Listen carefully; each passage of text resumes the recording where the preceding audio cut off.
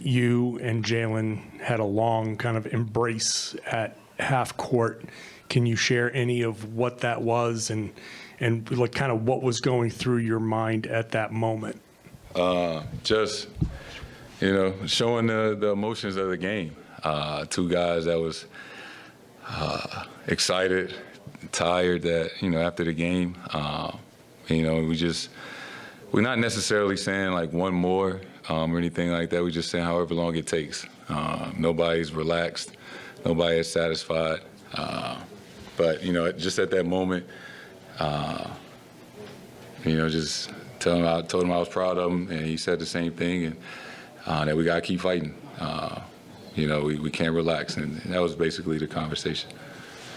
Tim in the back under the camera. Jason, Tim Reynolds with the AP. Kind of along those lines, I know you haven't gone through this, so you don't know what the next 2 days will be like, but how difficult do you envision it to make between now and Friday night seem normal, seem like there's just a game to play on Friday?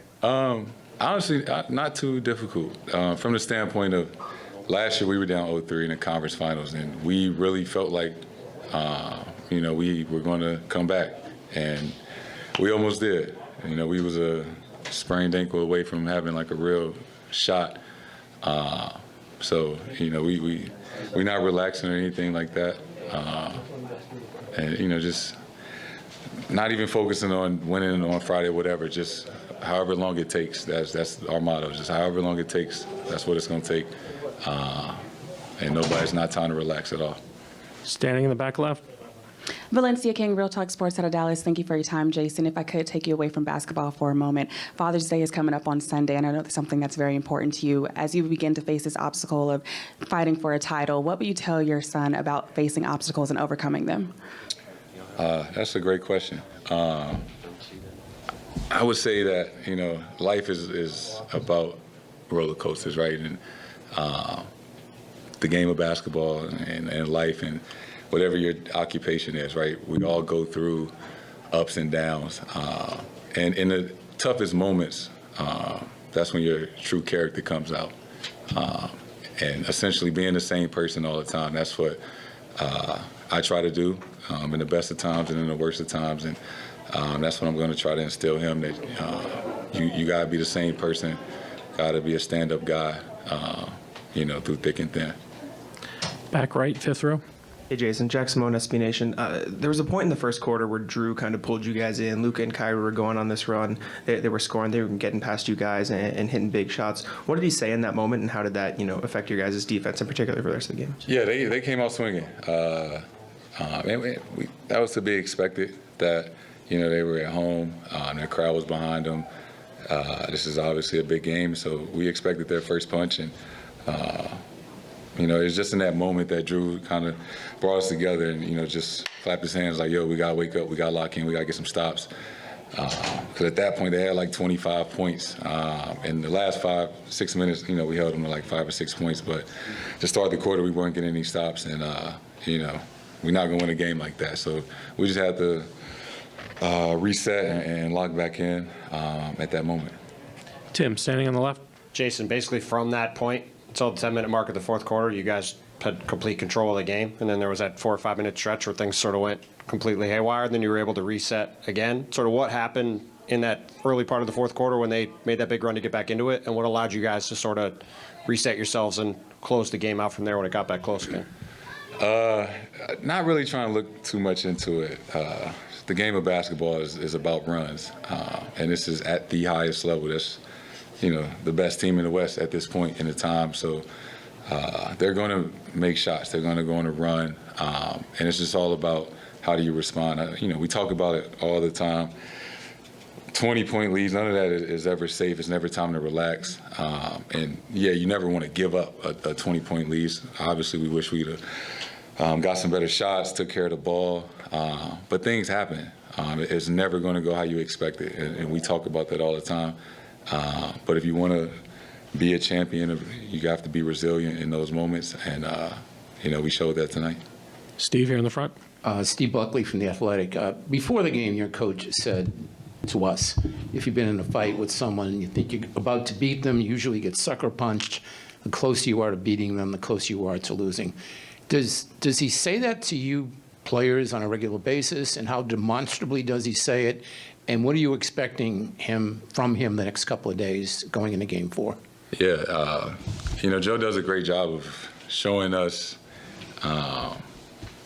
clips and things from different sports, right? He's a big UFC fan, and showing us fights of people that I don't know like the terminology in UFC, but put them in a chokehold and shit, and like they're about to tap out, and you just see the guy or the woman who's winning relaxing because they feel like they're about to win, and then you give the other person life.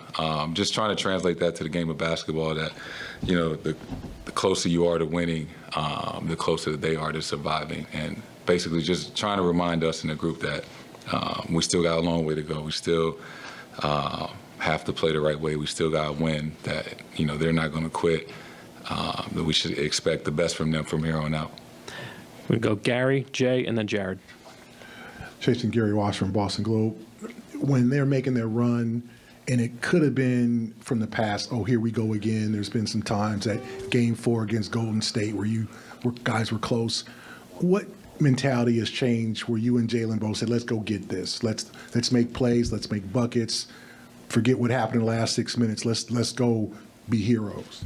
You just kind of alluded to it, that we've been in that situation. We've been in a close game where we were up, and we almost went up 3-1, and then they tied it. And experience is the best teacher, right?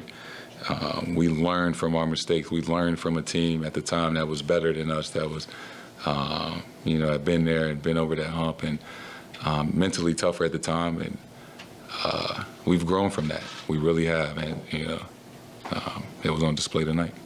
On your right, Jay. You were down 1 at halftime. Did you feel okay about that after the punch you guys took from Luka and Kyrie? And then what went into executing throughout the third quarter? Joe said you guys made a lot of first reads during that stretch. But what went into that as you kind of pulled away? Yeah, I got to watch the film, but that was some excellent basketball that we played to start the third, especially on the offensive end. I don't know how many possessions in a row that we got a great shot. We made most of them. We might have missed a few, but the way that we started the third quarter was incredible. And, everybody that was on that court, the mindset that we came out to start the third and our execution, we did a hell of a job to start the third quarter. Jared, last question on the right. Jared Weiss, The Athletic. Ever since Joe came on board, you guys have taken a ton of threes. And we've all been asking, is there such a thing as too many threes? And tonight, you took so many more threes in Dallas throughout the game that even as Luka and Kyrie were scoring, you were able to keep up. What did you think when Joe first came in and was like, we want to maximize our three-point shot margin? And how has that gotten you through a lot of tough times over the years to end up with these kind of wins? Yeah, and I don't know if it's as cut and dry as we just need to shoot a lot of threes. But with the group that we have and playing to our strengths, being able to beat guys off the dribble, and the luxury that we have is with our starting five, whether it's KP or Al, everybody can space the floor and shoot. So it just puts their 5 men in a tough position. 5 men are usually known to help at the rim, but if we have guys that can attack you off the dribble and get all the way to the rim, you want to help, but we got 40% three-point shooters all around the paint. So it's just all about